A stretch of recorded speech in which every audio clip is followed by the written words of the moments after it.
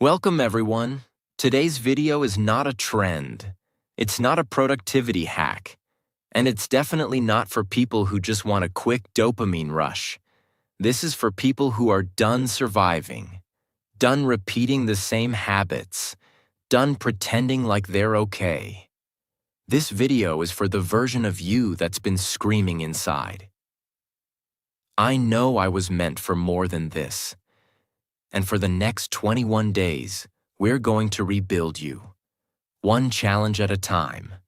One truth at a time. One step toward the life you were born for. But to truly understand what we're doing here, you have to understand something most people never do. The war isn't out there.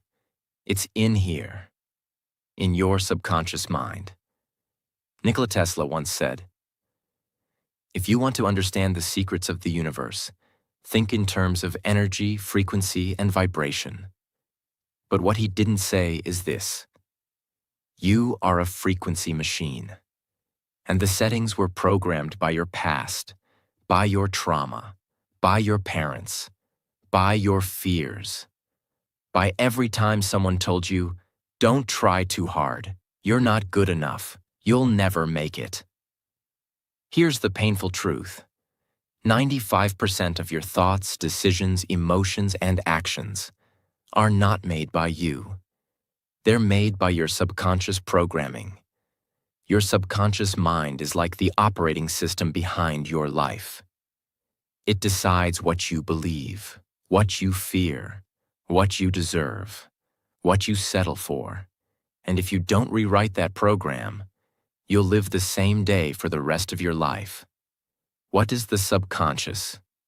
In simple words, let me explain it in a way even a child would understand. Imagine your brain is a smartphone. Your conscious mind is like the screen. What you see, tap, scroll. But your subconscious mind? That's the entire operating system, running in the background. You don't see it, but it controls everything. It decides how fast the phone runs, what apps you can use, and whether the phone even works at all. Now imagine if that operating system was filled with viruses. Beliefs like, "I'm not good enough. I always mess things up. People like me never succeed." And then you wonder why you fail, why you're stuck, why motivation never lasts. It's not your fault. It's your programming. And it's time to uninstall it. That's what these 21 days are for. This isn't a challenge. It's a reconstruction. A deep rewiring of who you are, what you believe, and how you live. So today, we begin. Challenge 1. Identity your limiting beliefs. Before you build a new life, destroy the lies that control it. Let me ask you something powerful. What lies have you been calling truth your whole life? Because the truth is, you don't need to be more productive. You need to stop being poisoned. You can't pour fresh water into a cup filled with acid. So today, before you set goals or build habits, we clean the mental cup. What to do? Sit down with a blank page. Write 3 limiting beliefs that come up when you think about your future. Some examples. I'm too old to change. I'll never be consistent. I always ruin everything. Be brutally honest. These are not affirmations. These are the lies you've been programmed with. Now for each one, flip it. Turn that belief into its opposite truth. I'm too old to change. This is the perfect time to become who I was always meant to be. I always ruin everything. I've made mistakes, but I learn fast and grow stronger. I'll never be consistent. I can become consistent because I now understand what blocked me. Speak these new beliefs out loud. Your subconscious doesn't respond to wishes. It responds to repetition. Say it every day, out loud, like you mean it. Let's take Anna, a 32-year-old woman who wants to become a speaker. Her beliefs: Nobody will listen to me. I don't speak good English. I'm too shy. She flips them. My voice matters. I will connect with the right people. I can learn English fluently, one day at a time. My shyness is not a weakness. It's my quiet strength. She writes them, speaks them, lives them. And 6 months later, she speaks on her first podcast. Why? Because she didn't just change her words, she changed her beliefs. And beliefs control your life. Most people try to change their actions without changing their beliefs. It's like trying to build a mansion on top of broken ground. If your foundation is full of doubt, shame, and fear, every goal you build on top of it will fall. This challenge destroys the weak foundation and replaces it with strength. That's challenge 1. A mirror, a reset, a crack in the old program. Because before we can rise, we must know what we've been buried under. Challenge 2. The dopamine reset. 10-minute digital detox. Your brain is fried. Not because you're lazy, but because it's overloaded. Now we give it space to breathe, to heal, to remember what clarity feels like. Let me ask you a question that no one else dares to ask. When was the last time your brain was quiet? I don't mean silent in the room. I mean silent inside your head.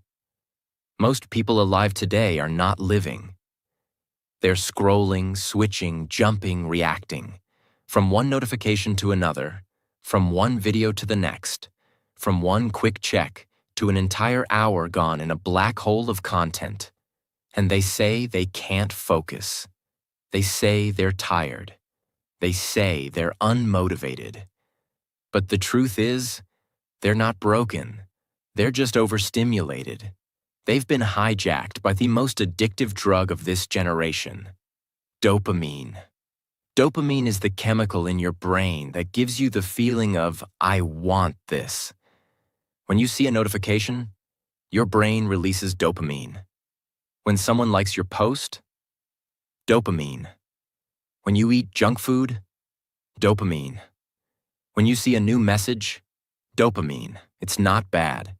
But too much dopamine from unnatural sources, screens, sugar, scrolling, makes your brain sick. It's like giving a child unlimited candy. They become wild, restless, unfocused. That's how your brain feels right now, tired, burned out, but constantly chasing more. Most people who say they have no motivation, no energy, no focus, no patience, aren't lazy. They're just living in a constant state of mental chaos because the brain was not designed for this much input, this much noise, this much stimulation. Every second. You were not meant to check 17 apps before brushing your teeth. You were not meant to scroll past 1,000 faces before lunchtime. You were not meant to see news, war, gossip, jokes, lies, all in 5 minutes. That's not laziness. That's neurochemical burnout. So today, we begin the healing. Challenge 2. 10-minute digital detox greater than 10 minutes. No phone, no screen, no scroll, just silence. Not for punishment, but for recovery. How to do it. Find a place with no distractions. No TV, no laptop, no phone. Set a timer for 10 minutes. Put your phone in another room. Turn it off if needed. Sit or walk in silence. That's it. Don't try to meditate. Don't do anything. Just notice what happens inside you. How uncomfortable it feels at first. How you keep reaching for your phone mentally. How your thoughts bounce around. Let them. Observe them. And let your brain begin to exhale. Do this challenge once today. But understand this. This 10 minutes is not about silence. It's about power. The power to reclaim your mind. Because if you cannot sit with your own thoughts for 10 minutes, how will you ever trust them for a lifetime? This is the beginning of retraining your brain to feel peace without noise, to feel joy without distraction, to feel alive without checking a screen. And that is rare. In a world full of stimulation addicts, this is rebellion. And in rebellion, you find freedom. Let me tell you about Leo, a 24-year-old man trying to become a writer. He was frustrated. Every time he tried to write, he got distracted, bored, restless. He thought something was wrong with him, until he realized he couldn't even sit still for 5 minutes without reaching for his phone. He did this 10-minute detox every day, for 7 days, and something strange happened. At first he felt anxious, then bored, then calm. Then, suddenly, ideas started flowing. He wrote 2 full chapters in one sitting. Why? Because his brain was no longer begging for escape. It had finally come home to itself. Silence is uncomfortable only for people who are running from their own mind. Most people can't be alone with their thoughts, because they've been suppressing pain for too long. The phone is a shield. The scrolling is an escape. But healing doesn't happen through escape. It happens through attention. Attention is the new oxygen. And this challenge gives you that breath. The secret. It's not about time. It's about discipline. Anyone can scroll for 3 hours, but very few people can disconnect for 10 minutes. And in those 10 minutes, you're doing more for your brain than any book, any quote, any podcast can ever do. You're teaching your brain, I am in control, not the algorithm, not the screen. Me. After your 10 minutes are over, write down, what did you feel? What thoughts came up? What were you afraid to feel? This turns the challenge into therapy, into clarity, into transformation. You're not lazy. You're not broken. You're not unmotivated. You're just overstimulated. And this challenge is your antidote. Silence is not the enemy. It's the door.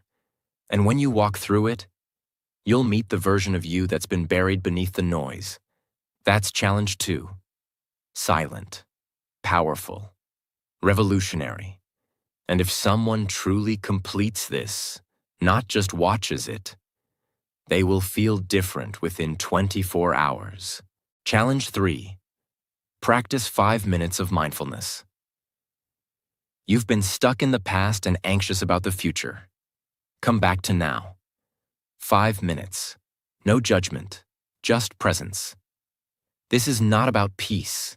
This is about power. Let's be honest. Most people don't live in the present moment. They live in 2 places, and both are prisons. 1. The past. Regret. Shame. I should have. I could have. Why did I? 2. The future. Fear. Anxiety. What if I fail? What if they leave me? What if I never change? But nowhere in that story do they live in the one place that matters. Here. Now this breath, this second, this moment, the moment you're reading these words, you're alive. But are you actually here? Or are you lost in some thought about yesterday or 10 minutes from now? This is the core problem of the human mind. We're always somewhere else. And if you live in your head, you will die in your life. Mindfulness is not just for monks. It's not a calm activity. It's not about flowers and waterfalls. Mindfulness is a weapon. A way to take control back from your chaotic brain. When you learn how to sit in the present moment, you stop being a puppet to your fears. You stop being pulled into storms that no longer exist. Because when you're present, there is no fear, there is no shame, there is only awareness. And awareness is the beginning of all transformation. Imagine your thoughts are like clouds moving across the sky. Some are dark, some are light, some move fast, some slow. Mindfulness is not chasing those clouds. It's sitting on the ground, looking at the sky and saying, "That's just a thought. I don't have to follow it. That's just a memory. I don't have to relive it. That's just anxiety. I don't have to believe it." Mindfulness is learning to watch the storm without becoming it. And once you learn that skill, you become unshakable. Don't do it to feel better. Do it to wake up. How to do it? Set a timer for 5 minutes. That's it, just 5. Sit comfortably. No need to cross legs or look fancy. Just sit. Close your eyes. Take a slow, deep breath. Focus only on your breath. Feel the air enter your nose. Feel it move through your chest. Feel it leave your body. Repeat. Thoughts will come. They might scream. They might distract. That's okay. That's normal. Here's the key. Don't fight the thought. Don't judge yourself. Just say, "That's a thought," and return to your breath. Keep coming back. That's the practice. That's the power. Let me tell you about Elena, a 40-year-old single mother of 2.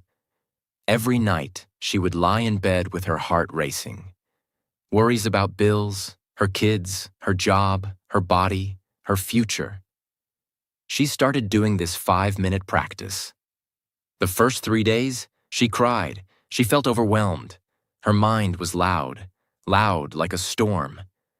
But something strange happened on day 4, for the first time in years. She noticed silence between her thoughts, a moment of peace. Then she noticed her heartbeat slowing down, then her breathing deepening, then her mind softening. And by day 10, her kids noticed. "Mama, you look calm now," her daughter said. That one moment made Elena realize, "I'm not broken. I've just never been present." Most people live in survival mode because their brain is constantly alert, constantly reacting, fearing, worrying, defending.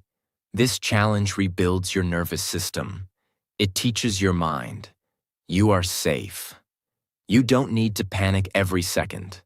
You are here. You are alive. You are okay.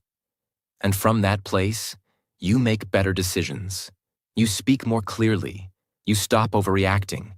You stop overthinking. You become still. And in stillness, you become powerful. If your mind is too loud during this challenge, that doesn't mean you're doing it wrong.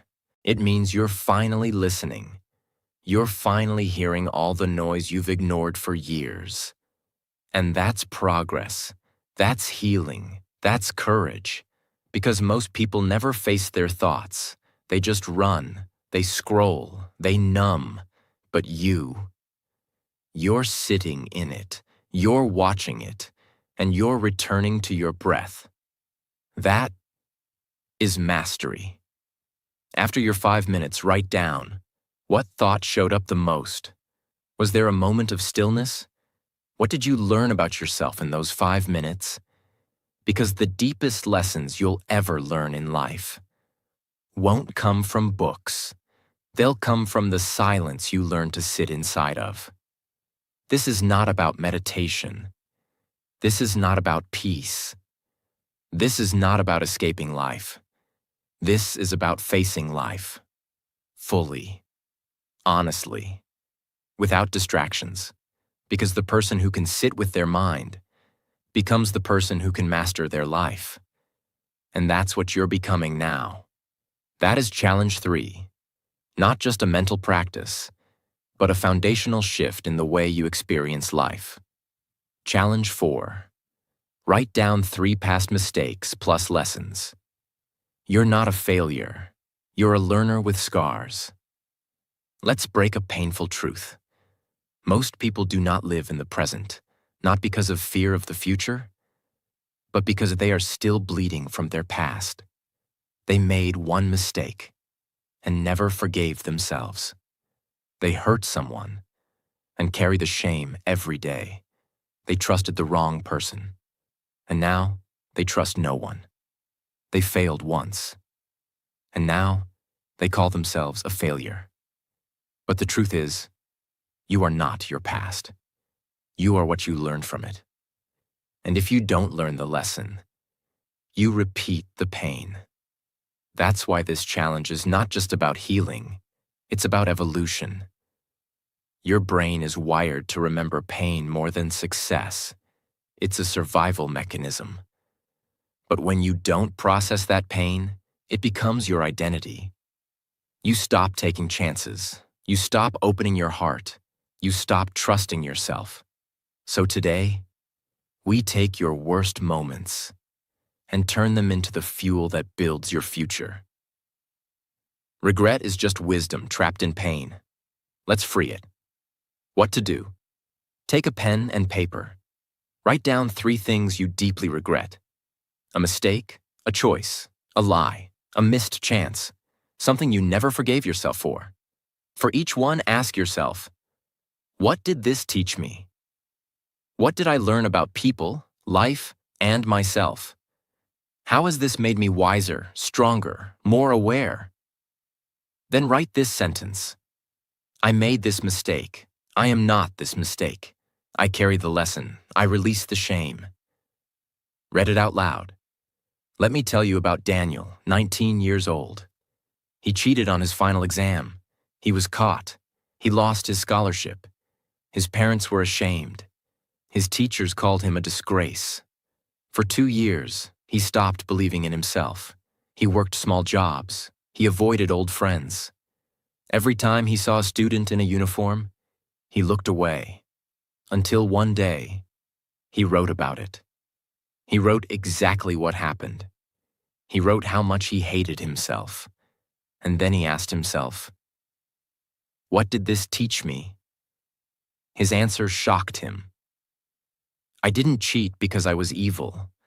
I cheated because I was scared.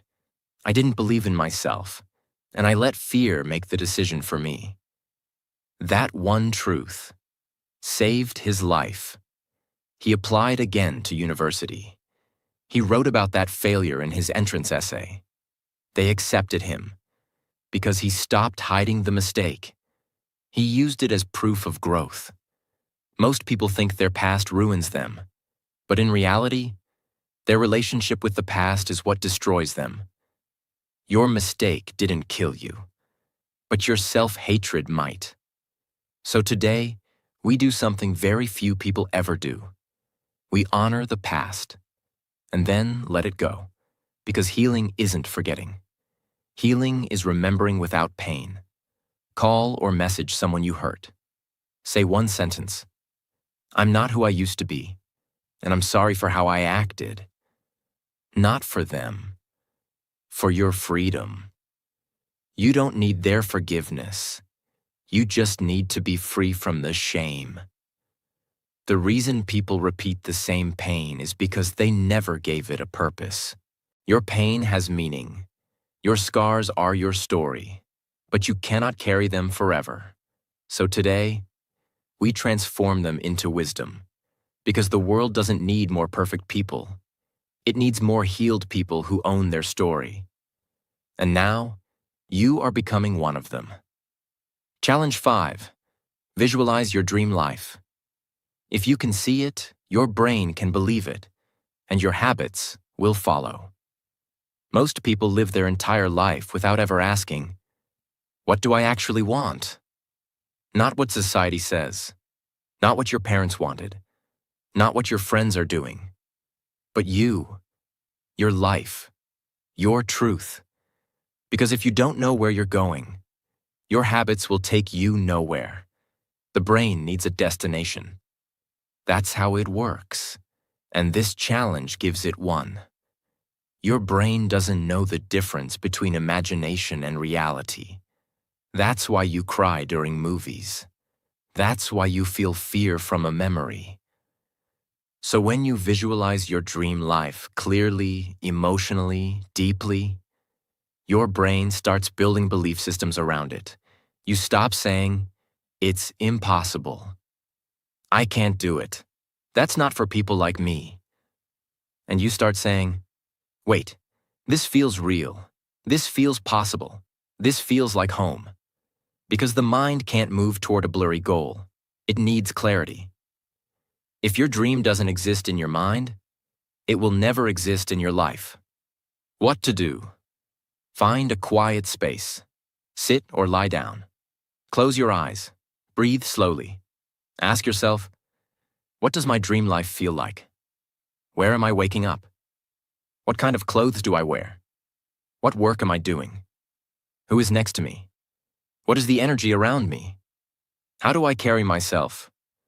Let your brain go wild. Feel it, see it, smell it, hear it. Now open your eyes. Take your journal and write a paragraph that starts with, "My dream life looks like this." Don't write what's realistic. Write what sets your soul on fire. Close your eyes for a moment and imagine this. You wake up not to an alarm clock, but to the sound of soft waves outside your window. Your home is built on a quiet hill near the ocean. The sunlight enters through giant glass windows, gently touching the white curtains. You stretch your arms and smile, not because it's a weekend, but because every day of your life now feels like one. You walk barefoot on the wooden floor of your dream house, warm, peaceful, calm. The air smells like coffee and ocean breeze. Your kitchen? It's modern, spotless, filled with your favorite foods, colors, and a small coffee bar you always wanted. There's an open bookshelf in the living room, filled with books that once changed your life. Now they sit like trophies. Every room in the house tells a story. The art on the walls isn't expensive. It's meaningful. It reminds you how far you've come. Your work desk overlooks the sea. You no longer work to survive. You work to create, to inspire, to enjoy. You walk into the backyard. There's a small garden you planted, a tree with a bench under it. A journal waits on that bench. You sit, you write, you feel alive. You no longer chase peace. You live inside it. This isn't just a house. This is your dream life. Use this kind of vision, detailed, emotional, real, to guide your daily actions. Don't just say, "I want a better life." See it, feel it, hear it, smell it, taste it. Write down your dream life in full detail. Your home, your mornings, your food, your work, your health, your energy, your relationships, your peace. Keep this vision in your journal, on your wall, or inside your heart, and let it pull you forward every single day. Because when you can visualize it clearly, you start living it powerfully. Record a voice note describing your dream life. Play it every morning, every night. Remind your brain who you are becoming. Speak the future until the future responds. Most people don't live their dream life because they've never actually defined it. They're chasing status, money, fame, comfort. But none of those are clear.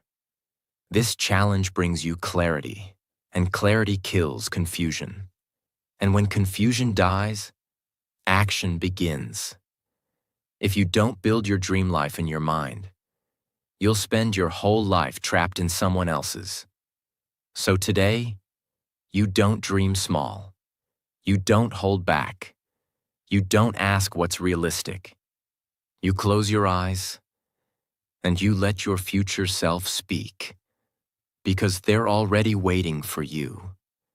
And now, you're finally walking toward them. Challenge 6. Write a promise to your future self. This is not a task. This is a contract with your next chapter. Let me ask you something dangerous. What do you owe to your future self?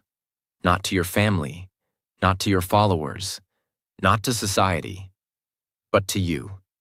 The version of you 6 months from now, a year from now, the one who is still waiting for you to stop making excuses. You see, we make promises to everyone else. I'll be there. I'll call you. I'll do my best. But the one person we break promises to the most is ourselves. And that's why your self-worth is low. Because your subconscious remembers every time you said, "Tomorrow I'll start. This is the last time. Next month, I'll be better." And you didn't. You didn't lie to the world. You lied to yourself. That's why this challenge isn't about writing a goal. It's about rebuilding trust with the most important person in your life. You. The subconscious mind doesn't care about motivation. It only responds to evidence. Every time you break your word to yourself, you give your brain proof that you are not serious, not consistent, not worthy of trust. And that belief destroys your ability to take action. But when you make a promise and honor it, something magical happens. Your subconscious begins to believe, maybe we can change, maybe we are becoming something new. And from belief comes momentum. Not a wish, not a dream, a vow, something sacred, something non-negotiable. How to do it? Close your eyes. Visualize your future self, 6 months or 1 year from now. Where are they standing? What do they look like? What energy do they carry? What have they survived? Ask this version of yourself. What do you need from me today? What habits, decisions, and courage do I owe you? Now write this sentence. From this day forward, I promise myself. Speak it out loud, slowly, emotionally, not like a quote, like a declaration, like a spiritual contract. Write this promise somewhere visible, on your wall, on your mirror, in your phone. Read it every single day until your soul believes it. Let me tell you about Andre, a 36-year-old man who used to weigh 130 kilograms. He was bullied his entire childhood. Every year he promised himself, "Next year I'll lose weight." But he never did, because it was always a goal, never a vow. One night, after binge eating alone, crying in his room, he stood in front of the mirror and whispered, "From this day forward, I promise myself, I will never abandon my health again." He didn't say, "I'll lose 30 kilograms." He didn't say, "I'll go to the gym." He made a vow to stop abandoning himself. That promise changed his life, not because of the weight, but because for the first time, he felt like a man he could trust. This challenge makes your transformation personal. It's no longer about likes, goals, or results. It's about integrity, the silent power of being someone who does what they say, even when no one is watching, even when it's hard, even when you're tired. Because one day, your future self will look back and say, "Thank you for not giving up on me when it was easier to stay broken."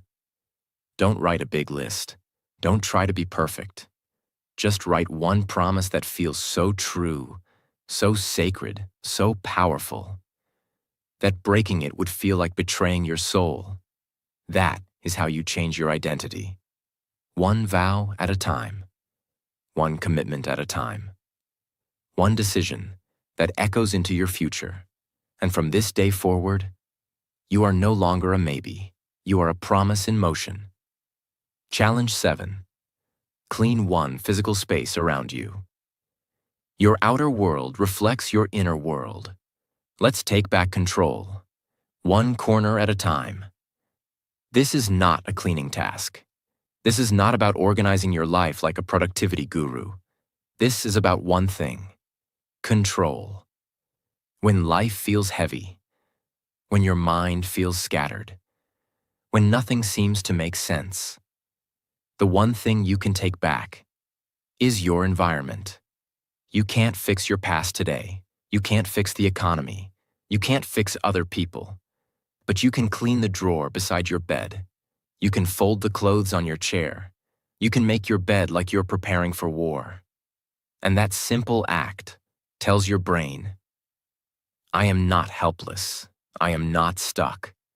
I am in charge of my world, even if it's just this one shelf. Your brain is constantly taking signals from your environment.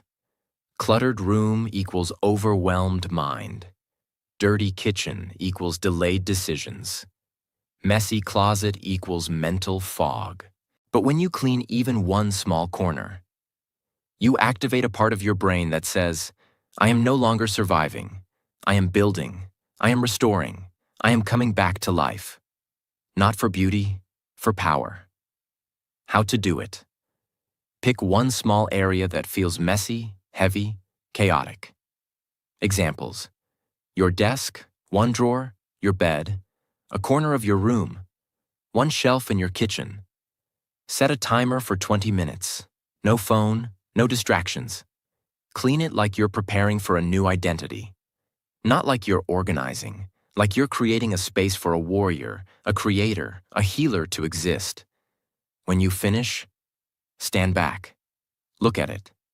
Take a deep breath and whisper, this is the beginning of order. This is the space for the next version of me. Last year I was depressed. Not the kind of depression people post about. The silent kind. The invisible kind. I couldn't focus. I stopped believing in myself. My room was a disaster. Clothes everywhere. Books stacked like bricks. Bottles, wrappers, dust. It looked like I had given up. And maybe I had. One night I looked around. I asked myself, if someone walked into this room right now, what would they learn about me? The answer broke my heart. They would see pain, chaos, and no hope. So I stood up. It was 2:14 a.m. No music, no phone, just me and the mess I had created. I started with the floor, then the table, then the shelves.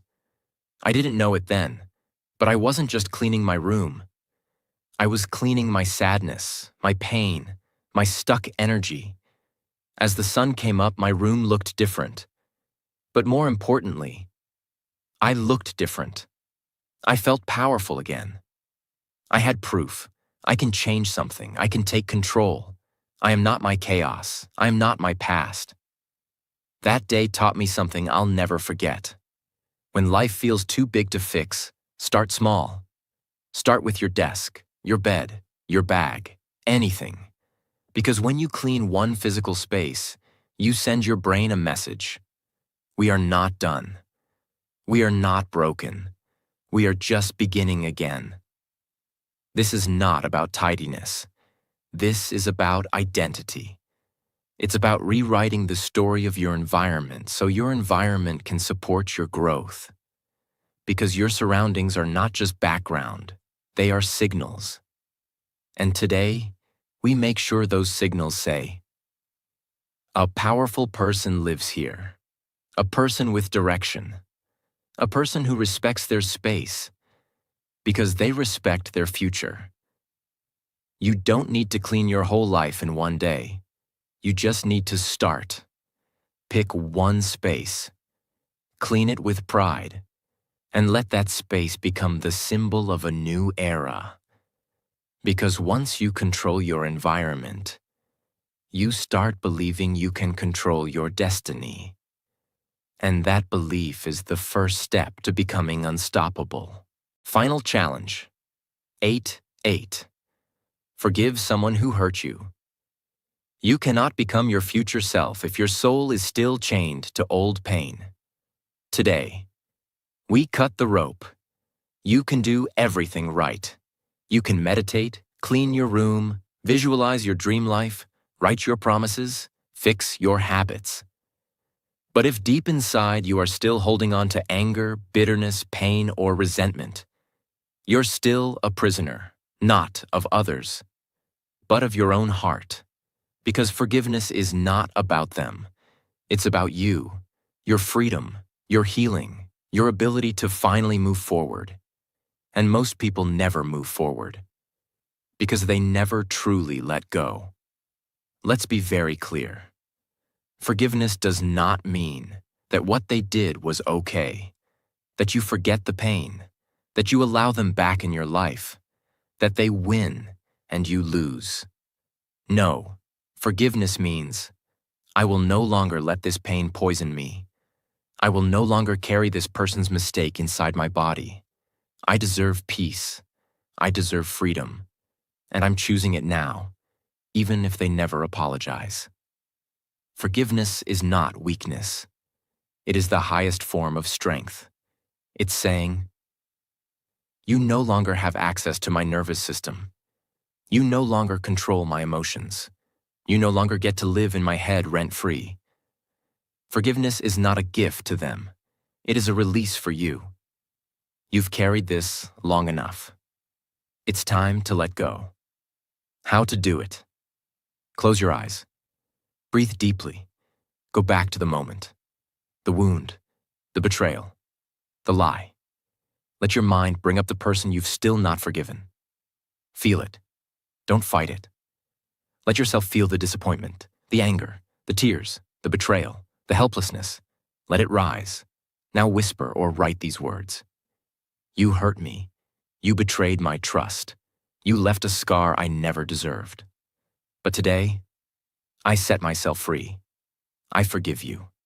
Not because you deserve it, but because I do. I deserve peace. I deserve joy. I deserve a future that is not held hostage by the past. So I let go, not for you, but for me. Now take a deep breath. Exhale. Say it again, slowly, meaningfully. I forgive you, and I free myself. Optional. Write a letter to them, but don't send it. Write everything you ever wanted to say. Let it pour out, then tear the page, or burn it, symbolically release it. Imagine this. You're holding a burning piece of coal tightly in your hand. Your hand is in pain. It's turning red, blistering. But you refuse to let it go. You say, this coal represents what they did to me. This is my proof that I was hurt. I will hold it until they understand how much they hurt me. But here's the truth. They don't feel the burn. You do. Every second you hold that pain, it's only burning you. It doesn't punish them. It only destroys your peace. Now imagine this. You finally open your hand and let that coal fall. You feel the pain still there, but it slowly starts to heal. The wound breathes. The fire is gone. And for the first time, you are free. The lesson. Forgiveness is not saying, it didn't hurt. It's saying, I'm done letting it burn me every day. You don't forgive because they deserve peace. You forgive because you do. What happens when you don't forgive? If you don't forgive, you start carrying bitterness in your voice, tension in your body, distrust in your relationships, walls around your heart, anxiety in your dreams, cynicism in your words. And over time, that weight turns into a life you didn't choose. You begin to punish new people for old pain. You reject love because it reminds you of the past. You stay stuck because the pain keeps you safe. But you weren't born to be safe. You were born to be whole. And wholeness requires release. You've done so much in this challenge. You've reflected. You've rewired your habits. You've cleaned your space. You've visualized your future. You've written sacred promises. But if you don't release the poison, you'll carry it into your new life. This is the final door. Not to healing, to liberation. And when you walk through it, everything becomes lighter. You don't forgive because they said sorry. You don't forgive because they earned it. You don't forgive because the world says you should. You forgive because you are finally ready to heal. And when you do, the chains fall, the weight drops, the storm ends. And for the first time in years, you take a full breath and feel free. After all 8 challenges, here's how to test if you truly completed this journey. not just watched it. Step 1. The mirror test. Stand in front of a mirror. Look yourself in the eyes and ask, did I show up for myself with full honesty, full emotion, and full presence? If your eyes tear up, if your voice shakes, you did it right. Step 2. The energy test. Close your eyes. Ask yourself, am I lighter than when I started this video? Am I more clear about who I want to become? Do I feel proud of showing up for myself? Do I feel closer to the version of me I've always wanted to be? If the answer is yes, you're no longer the same person who clicked this video. You've been reborn. Step 3. The real life test. In the next 24 hours, do you treat people with more softness? Do you breathe more slowly? Do you walk with intention? Do you avoid the habits you promised to break? Do you feel something new deep inside? If you do, that's not a coincidence. That's transformation. That means you didn't just watch a video. You completed a soul challenge, and you earned your new identity. And now, here we are. You didn't just watch a video. You just completed something most people will never have the courage to even begin. You looked inside. You faced your wounds. You cleaned your space. You rewired your mind. You forgave. You let go. And you rose. One challenge at a time. You've done what schools never teach, what the world never honors, and what most people spend their whole life avoiding. You chose to change, and that is rare. That is powerful. That is the beginning of a completely new life. Because if you can do these 8 challenges with honesty, with emotion, with full heart, there is nothing in this world you can't become. So as you walk into the next chapter of your life, don't forget this. Your past does not define you. Your fears do not own you. And your future is not written yet. Because today, you became the author. Subscribe. Because this channel is not about noise. It's about truth. It's about healing. It's about transformation. And you are now part of something bigger than a video. You are part of a movement, a place where broken people become powerful again. So, hit that subscribe button. Because this is just the beginning. Thank you for being here. Thank you for being brave. And from the bottom of my heart, God bless you on your journey. I'll see you in the next chapter.